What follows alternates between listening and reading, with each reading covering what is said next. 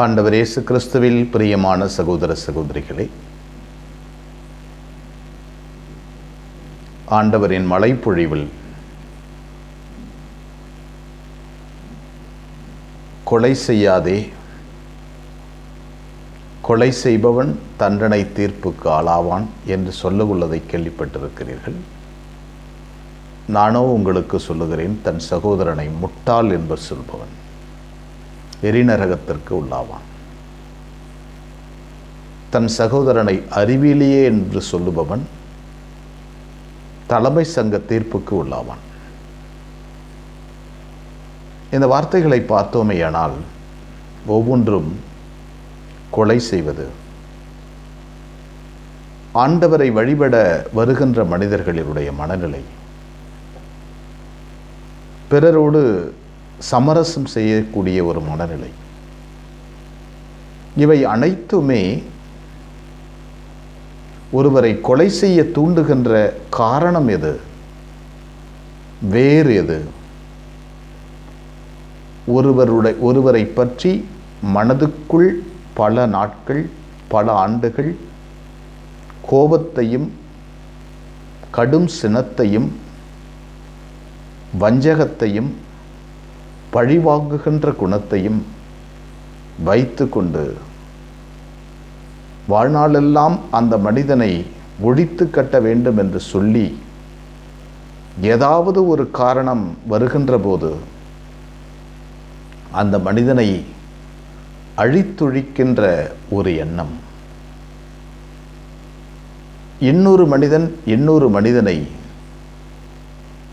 அழித்தொழிக்கின்ற எண்ணம் மனதுக்குள் தோன்றுகிறது. அந்த கோபம் உள்ளுக்குள் தோன்றுகிறது. அந்த கோபம் உருவாகின்ற போது கிறிஸ்துவினுடைய மனநிலை, கிறிஸ்துவின் மன்னிக்கின்ற குணம், சிலுவையில் தொங்கிய நாதர் தன்னுடைய எதிரிகளை மன்னித்தது போல மன்னிக்க அழைக்கப்படுகிறோம். அதுதான் தந்தையின் வீட்டிற்கு வருகின்ற ஒரு அற்புதமான வருகை. ஆண்டவரின் இல்லத்திற்கு வருகின்ற வேளையில் வெறுமனே வழிபாடு செய்வதற்காகவும் நன்மை வாங்கிவிட்டு செல்வதற்காகவும் அல்லது கிறிஸ்துவ கடமைகளை முடித்துவிட்டு சென்றுவிட வேண்டும் என்பதற்காக வர வேண்டாம். மாறாக உன்னுடைய வழிபாடும் விசுவாசமும் வாழ்க்கையும் ஒன்றோடு ஒன்று பின்னி பிணைந்திருக்க வேண்டும் என்பதுதான்.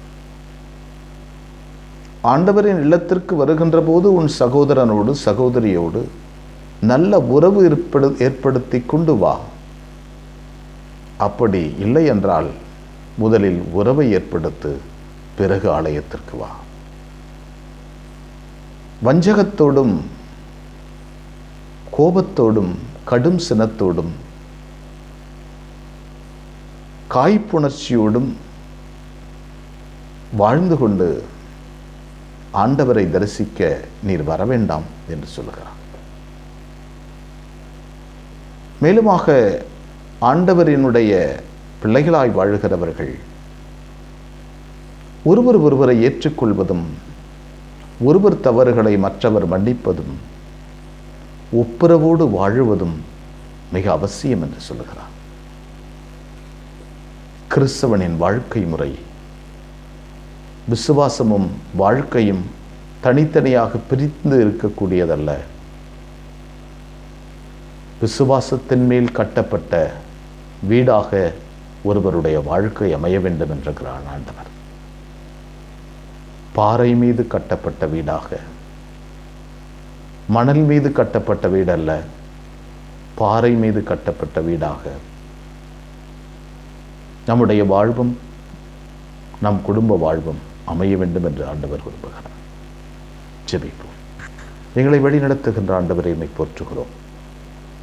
சாதாரண மனித எண்ணங்களை கொண்டிருக்கின்ற நாங்கள் ஆண்டவரே, பல நேரங்களில் மனித உணர்வுகள், மனித கோபங்கள், மனிதனுடைய எதிர்த்து தாக்குகின்ற குணம், இவையெல்லாம் எங்களிடையே இருக்கிறது ஆண்டவரே. எங்கள் உள்ளுக்குள் வாரும். கடவுளாகிய நீர் எங்கள் உள்ளுக்குள் வந்தால் மனிதத்தன்மை நீங்கிவிட்டு கடவுள் தன்மை எங்களிலே பிறக்கும் ஆண்டவரே. கடவுள் தன்மையில் இந்த உலகத்தில் நாங்கள் வாழ்கின்ற போது கிறிஸ்துவை அடையாளப்படுத்துவோம் ஆண்டவரே. உங்கள் செயல்களின் பொருட்டு நீங்கள் கடவுளின் என்னுடைய சீடர்கள் என்பதை உலகம் அறிந்து கொள்ளும். எங்களோடு வாரும் ஆண்டவரே. எங்கள் உள்ளத்தில் வாரும். எங்கள் நரம்பு நாளங்களில் வந்து தங்கும். எங்கள் சிந்தனைகளில், எங்களுடைய கரங்களில், கால்களில் நீர் வந்து தங்கும். அப்போது உலகம் எங்கள் வாழ்வையும் செயலையும் பார்த்து உம்மை அறிந்து கொள்ளும் ஆண்டவரே. அன்னை மரியே, எங்கள் அன்பு தாயே, திருமகனிடம் எங்களுக்காக இடைவிடாது பரிந்து பேசும். ஆமென்.